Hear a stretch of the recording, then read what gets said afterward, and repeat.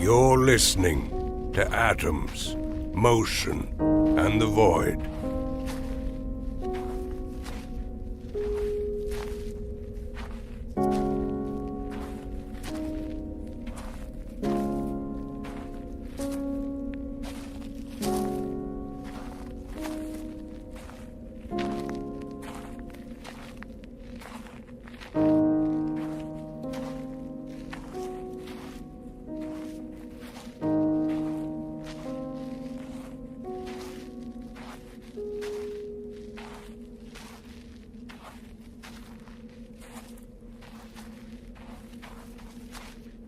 I'd only walked 50 yards over the ice when I realized, by the continued immobility of its feature, the vastness of the distance I was attempting to cross. It was not a casual walk, but a journey. I hesitated for a glum moment, regarding the dark nebula of yet another incoming storm as it pressed toward the barely discernible light of the Westbrook station. It would be foolish, perhaps deadly, to venture across any wasteland that bore so bloodless a nickname as Void without supplies. I moaned a retreat back to the cabin to assemble a shoulder pack. Food enough for 3 days, bread, crackers, cheese, a canteen of water, a small gas stove with several hours of fire left in its steel belly, a pile of blankets in case of hazard. There was a jam-it-all-in breathlessness to my efforts. I was anxious to depart, and treated my supplies like weak recruits, as though they might prove my undoing in the end, rather than the opposite. I searched a quick moment for a compass I couldn't remember owning. I simply assumed I might have one. I pushed around the shrapnel piles in my everything drawer in the kitchen. Old dead watches, torn bits of leather, silverware, pocket knives, empty velvet boxes, antique lighters. The Westbrook station was due north, across the lake. If I had a compass, even the worst storm could not thwart me. But I found nothing that worked, nothing that could be used, nothing that was actually mine, and nothing that was a compass. Before I left, through habit, I suppose, I stocked the wood stove and hushed the grate that the fire burn cool and long. Doing this was itself a parcel of wonder, for the idea arrived as by whispered proclamation, even as I closed the flue. I needn't do this, as I won't be returning. That was the main feeling, that a journey to Westbrook would lend this imposter shack a chilling, plague-stricken aspect. I did not think myself capable of returning to its eerie similitude. Pack on my shoulder, door shut, I went on my way. An iron sort of day, diffuse and cold, and a sturdy, meaningful wind.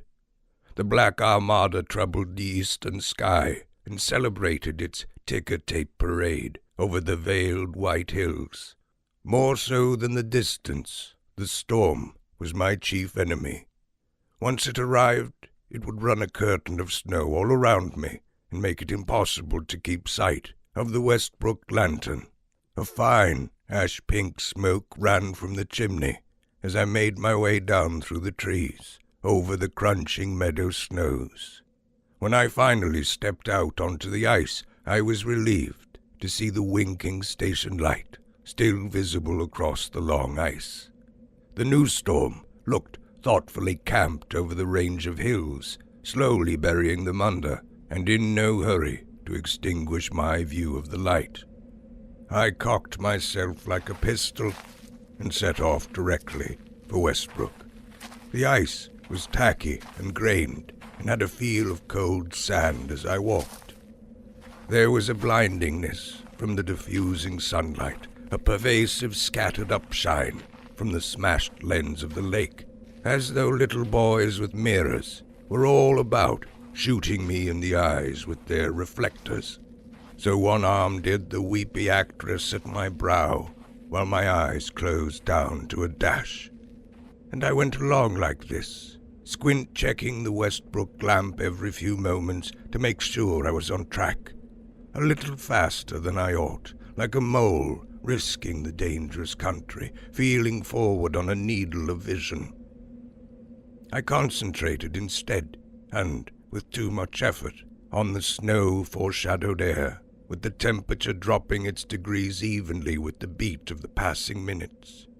I listened to the gift-wrapper sounds of my feet on the grainy ice, and noticed again a lack of accomplishment. The station and its light appeared no closer. I tried as well to remember what I could of Westbrook, but it was smeared in the soot of amnesia. Every thought or image of the station had been painted over. Only the faintest pentimentos remained. A blur of cliffside stairs, a narrow, shadow-rubbed hall. I couldn't remember there being a lantern. At some moment later, I noticed my eyes fully opened beneath my light-blocking sleeve. I dropped the arm and straightened. The brood of storm clouds had snuck in, and a shadowing wave of snow had begun. I looked upward into the falling grey storm flowers, and yet again in this different way, vision was denied. Too bright before, and now the air was rammed to nothing with these infinite small feathers of water. One wonders that the trillions of falling snowflakes crashing down don't present with a more raucous sound. But even the loudest snowstorm manages only the volume of a baby's breath. Regardless, I kept on, and over the almost nothing of the frozen lake, and the blowing almost nothing silence of the snow, went the almost something of myself. For a while, despite the storm, I could make out the foggy dot of the Westbrook lantern, but as the winds picked up and the heart of the storm took position over me, I lost it. I continued forward in a concentrated fashion, convinced that I could keep a direct line with my feet and follow the remembered bearing of the lamp's last seen position. But a kind of uneasiness was growing. My footsteps seemed wobbly and untrue. My head turned here and there, and my eyes lost the scent. And, too, the snow was swiping in all directions, further cutting to ribbons my sense of place. It was quick and painless. I had lost my trust of it. Even if I was managing a true line, I had no faith that I was. I rolled along in the scratching blind and began to scan the clouds for signs of some strategic hiatus in the mists, that I might find and memorize a pointillist scrap of stars, and therewith, at least, wend along like an ancient mariner, following a course of astral bisection. My great fear was that I would sag an accidental retreat and end up once more back at the island. But the clouds waged over me their downward battle of dust, and the wind exploded all around, and nothing would give. No star or piece of sky could be found with which to form the meaning of my direction.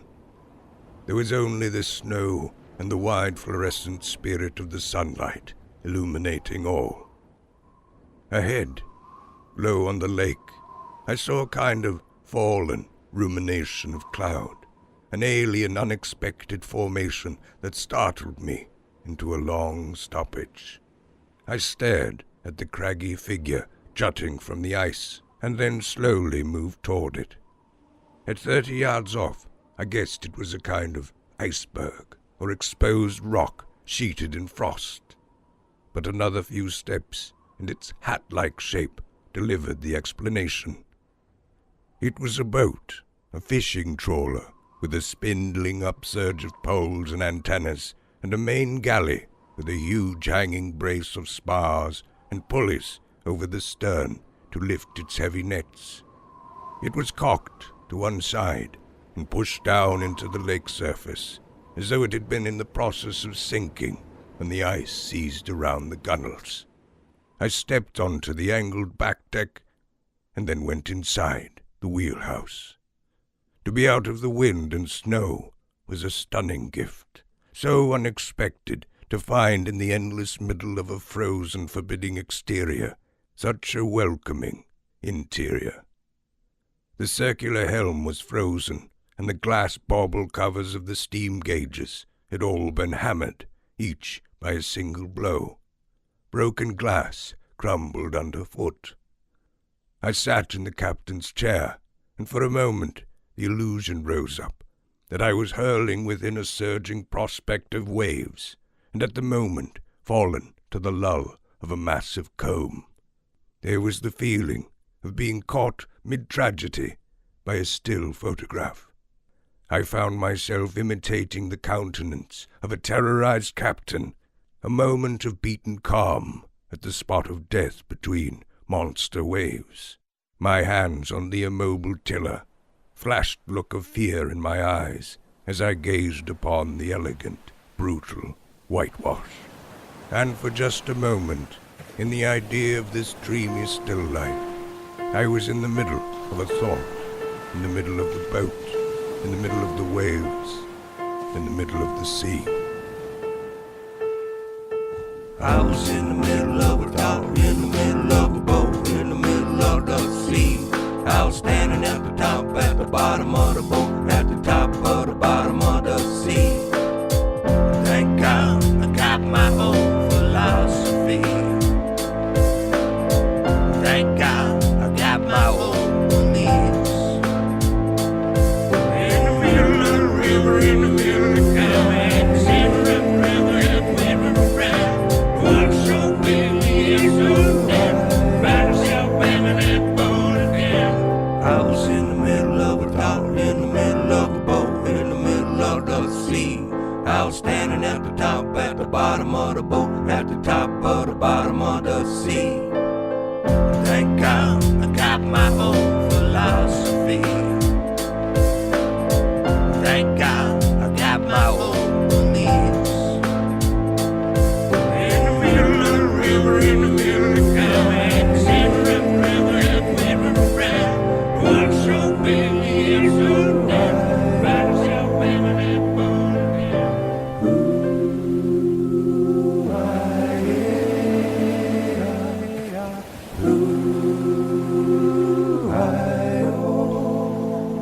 I lingered on the boat for some time.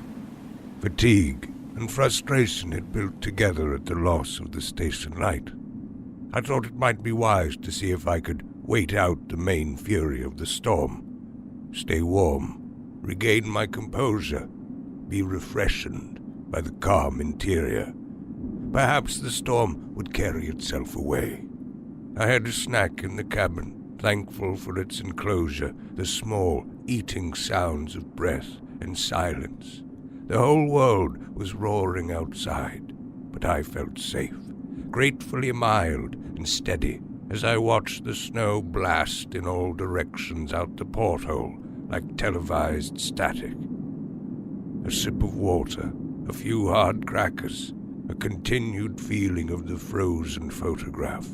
I found myself here and there mugging a still figure.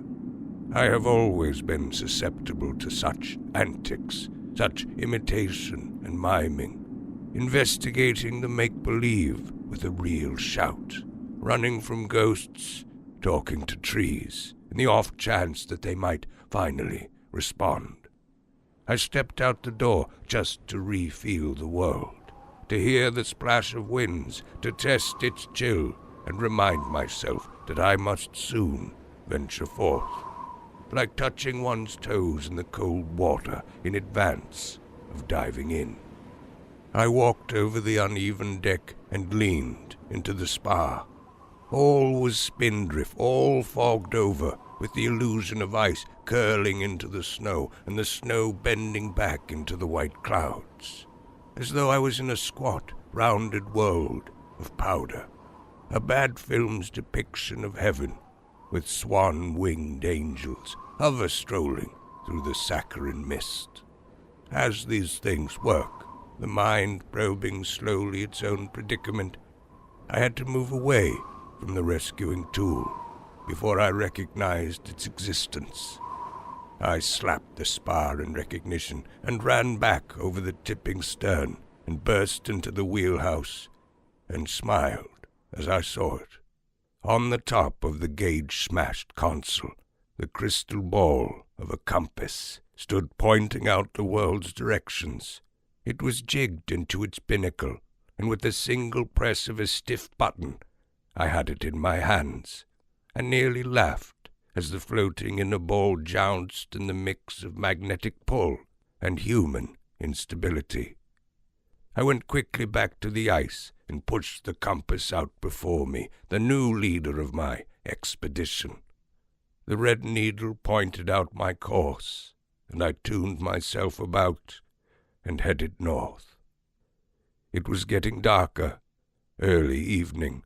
I'd walked for several hours. I drew a blanket about my shoulders, and then a second almost immediately. Another 30 minutes of trudging, and the light went leaden, a pencil-toned dusk. A haunting coldness crept from the ice with each step, burrowing into my heels, until my legs and feet were thick with it, until the raw concept arrived that I no longer had legs of my own, but was instead hobbling over numb limbs of ice being shot upward by the lake. In the darkness, the snow gave vent and set heavy on my shoulder blankets. I was significantly spent.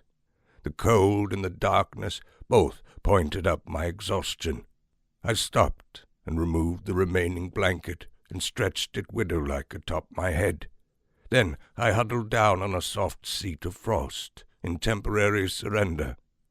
I was going in the right direction, but had no idea how much further the station was. My fingers were useless, frozen in the ball-like shape of the compass, and mildly pained. I forced them to stiff work and lit the stove within the fortress of my blankets, and set my palms to cook over the gas fire like a snack of hands. I crouched around the cook stove, accepting as much of the warmth as I could in the held-up tent of the blankets. The wind pushed, and the snow fell. Inside my blanket world, scampering fires popped on here and there, dying quickly against the retarding cloth of the fabric. A beautiful smallness arrived in this makeshift igloo, and then a drowsiness from the many angles, from the long march across the ice, from the lateness of the hour, from the uncertainty of everything, from my possible lostness. All the while I felt myself shutting down, lights turning off inside, like the old derelict trawler I'd found, some old boat half sunk, half frozen in the smoky waves. I huddled and slanted toward a dangerous nap in the gas-heated teepee of blankets. When the flame finally rutted out, I pressed my hands and face to the small stove's metal grate for the final leaves of warmth. And when it was cold and there was nothing left, I made a last glance through a loop break in the layered blankets. I held the compass to the stormlight and then looked into the dark northern haze. Even though I had the direction, it would only be a matter of minutes before I went down again. My energy had drained into the ice. I longed for the wheelhouse and its smashed gauges. I imagined somehow building a fire in the little room, finding kindling, newspaper, the smell of smoke, and then warming myself in the photographic posture of the frightened captain. I scanned the snowy downs of the northern air. I could see nothing that wasn't wild and blowing and remnant, but a slight knocking noise from somewhere, a knot banging a post, very faint, and almost a noise from my body of breathing, dampened heartbeat. And I turned my ear to the funnel of cloth and strained to listen. A sweet, small, chucking, an abandoned, oceanside sound, the dismal dinner bell of a far-off buoy. I dropped the cloak of blankets and ranged my stiff neck, hunting for the spot, the heart of the noise. And when I found its source, I checked the compass. due north. I stood up fast and aimed my eyes and took a few stiff steps forward. I saw nothing for a moment, and even the sound seemed to fade. But then a huge wind bellowed down and foundered in a lull and checkered transparency. I saw it, finally, in a clean and snowless angle, the small grey whisper of the Westbrook lantern. Everything you see is meant to be, not believed. Everything you do is what will never be known.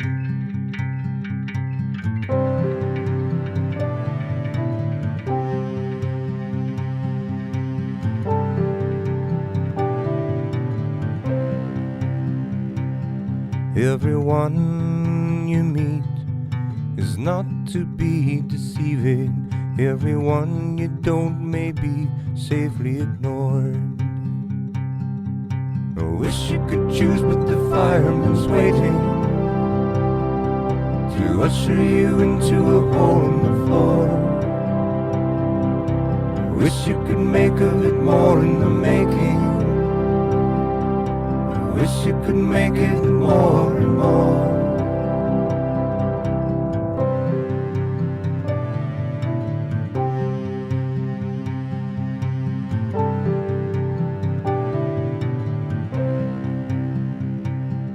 Everything you see is meant to be, not believed. Everything you do is what will never be known. Everyone you meet is not to be deceiving. Everyone you don't may be safely ignored. I wish you could choose, but the fireman's waiting to usher you into a hole in the floor. I wish you could make of it more in the making. I wish you could make it more and more.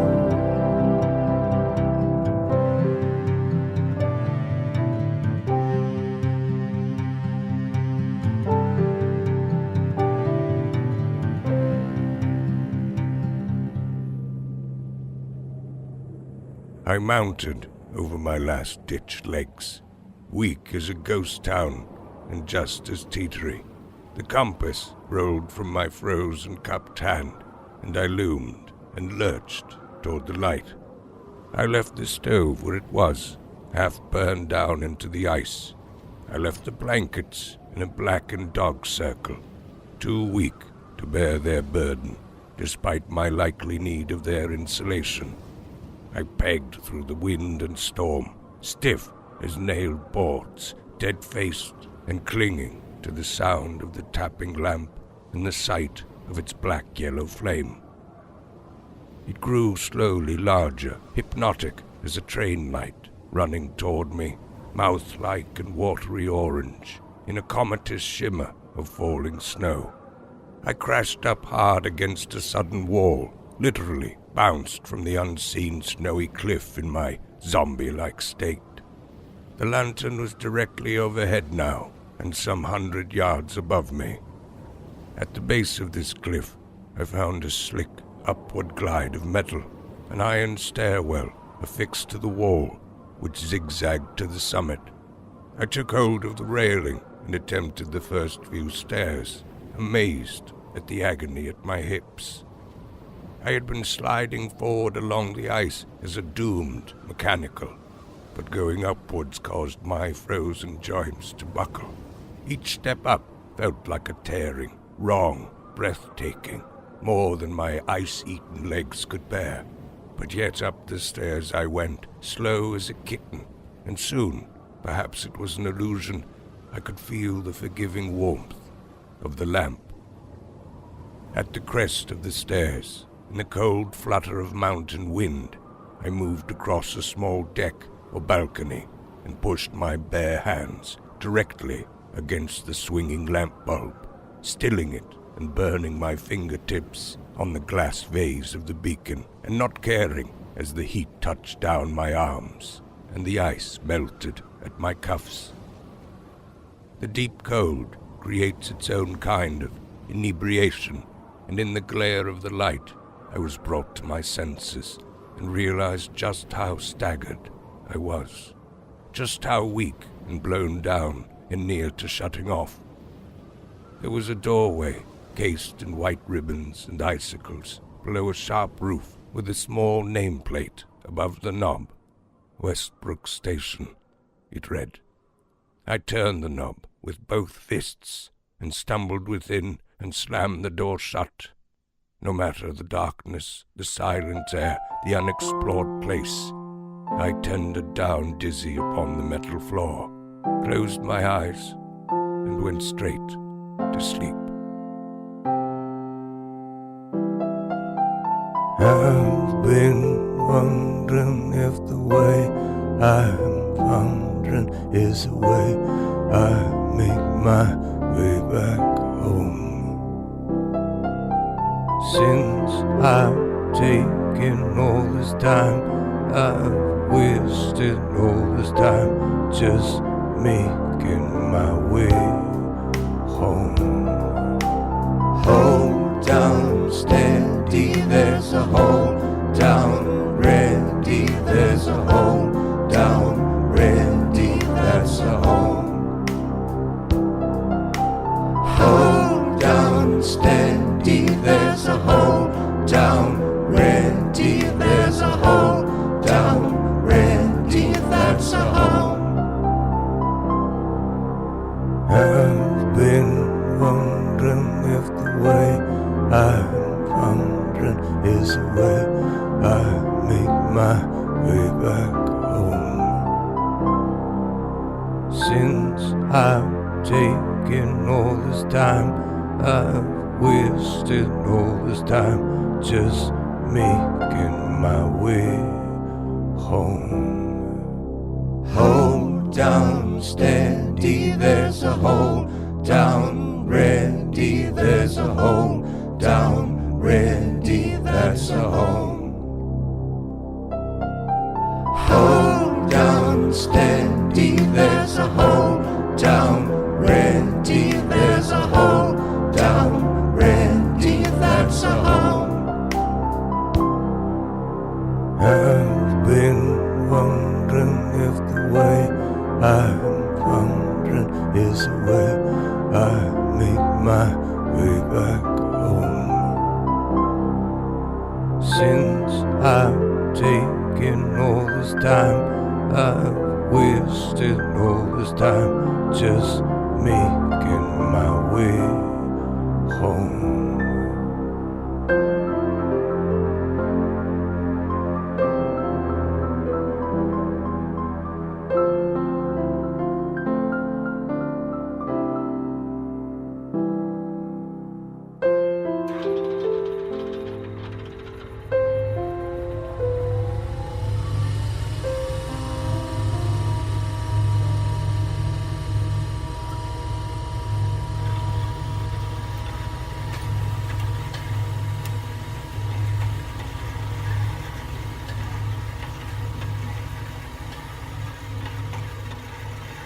The reed and grumble of an old machine rousing, of subterranean switch boxes coming online, as of old sailors calling out their ready reports by means of hammers.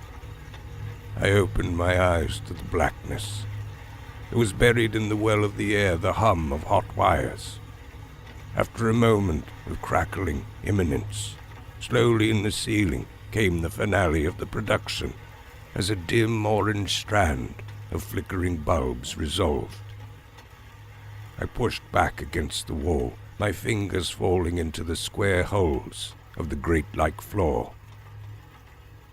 The dimmed orange hall curled off in a seemingly vast circumference, all metal and sieve-like, shadowless, like a military catwalk built around the oil-wrapped engine of a massive ship.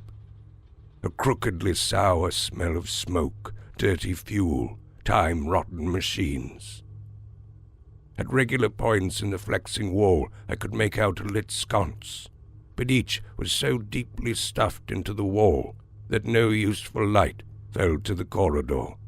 The lamps marked themselves, and nothing else. From so much clockwork rumble of machines, such a small effect of light. I stood and walked uneasily, my eyes gaining no better sense of the tangled space, as though one was only meant to see the mildest depiction of it, know that there was a floor and a wall, a descending stairwell, and nothing else. I stood at the top of the stairs and looked down, jet darkness and the dropping air of a valley. Embedded along the steps, more of the small orange marker lights spiraled away like a garland of stars. There was a storybook quality to the lit stairs swirling into the black, an invitation to fable, as though there were rough magic lurking below, a troll below the bridge. It was this downward glance that disclosed the penetrating familiarity. At once, it returned to me. I remembered. The grated floor, the curving catwalk, the miserable, helpless dots of light. I had been here before, and not just for a moment. Some partially completed lifetime had been spent right here, and there was the half-conscious memory of a childhood home. But my eyes could not bring the feeling closer, make the memory brighter, or better the knowledge of the curling walls, the grated floors. I roved down the catwalk. What had it meant to me? What had I done here? I walked the length of the hall, and then, simply to make sure the world still existed, I returned and opened the heavy, hatch-like door and stepped outside into the surprisingly warm, swiftly starlit night. The storm was gone, the snow had stopped, but still in the air, a falling excelsior, the mildest pecking of a very fine, warm rain. I stepped to the edge of the sentry box balcony to deepen my view of the sky. Enormous swimming stars in a glittered bowl, the entire cathedral of space on the move. In the now clear, low distance, I could see small rock hills rising at the tapered shore of the lake. Perhaps because there was no blinding snow, or perhaps because of my crow's nest view from the height, the lake had lost its endlessness. I could see its smoothened, spoony fringes lapped to the hills, and in the middle of all the ice, a small dark cutting, my island. The brassy moon, hidden from my view behind the station roof, shone down over the lake, whose icy surface I could see now was melting in the odd heat. A polished dark pouring of pewter glistened over the deeper bruise of slush. But while there was, all around, this roughness of hills surrounding the lake, the night sky felt to grip so tightly around it, around me, that the earth felt disturbingly tiny, a minor stone wrapped in a sea of stars. There was no sense of land beyond the far side of the hills. In fact, a foreshortened sense of termination, as though nothing lay beyond the range of hills in any direction. And because of this, I wanted a better, more circumferential view of the all-around, some circumstantial evidence that the world existed beyond the rumpled boundary of land. Beside the station door, a ship ladder rose to the roof. I climbed the wet bars and then hoisted forward onto the melting soft snow, crawling over the round turret on hands and knees and up onto the highest point of the nervous precipice. I wanted to stand, but the view was paralyzing. I could hardly lift my head to look at it, my hands digging for the safety of the snow. I closed my eyes and settled lower, and then lifted my head to squint at the swaying vista, for it was like a wild garden of stars and comets, all in a furious expression of travel, as though I were pinned to the top of a small rocket, spinning reckless through the galaxy. Fireflies and flaming stalks of such bright illumination curled this way and that, leaving and arriving and leaving again. Nor I saw now was at the old cut-out panel of the moon that sailed overhead, but the sun itself, a gold and silver version of it, burning in the slipstream. I fell to my gut and lay face down on the roof, clenching my eyes and putting all my senses toward the smallest experience. The frost upon my face, the cupping snow beneath my body, the light caress of wind. I pushed myself back down the roof like a drowned swimmer stroking through the snow for the ladder, and instead of climbing down it, simply rolled off the icicle-dripping edge and crashed onto the deck with a hard loss of breath. I fumbled up my knees and jumped for the door, to fall back inside the rumbling station, to shut away this terrible view of spinning stars. I closed the door again and stood inside just to stand, and breathed, just to breathe, as to prove in the small pressure of my lungs, in the distraction of these weak forms, by the shape of the room and my acknowledgement of it, the force and actuality of my existence.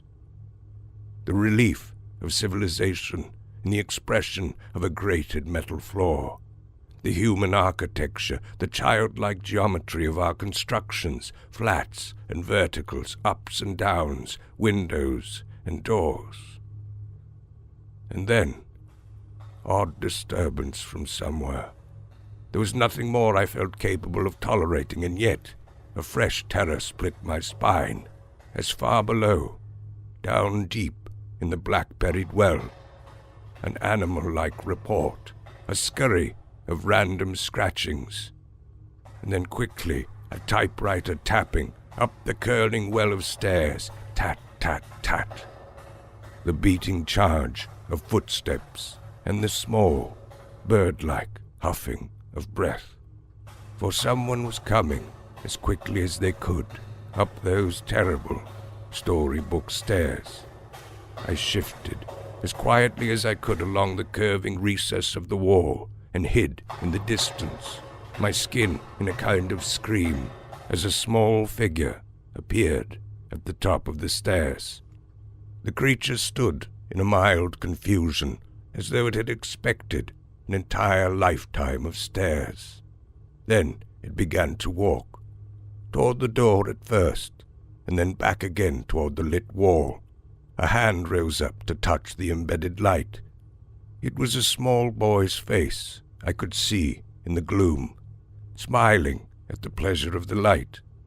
He pressed closer to it, then scrambled up the wall, gripping the hold of the sconce, as though he believed himself capable of swiveling into its small tunnel. When he realized this was not possible, he dropped back to the floor and stared glumly around. After a moment, he returned to the stairs, looked down them, perhaps wondering if the endlessness he sought was the other direction. But then slowly, he became aware of the door and made his way to it.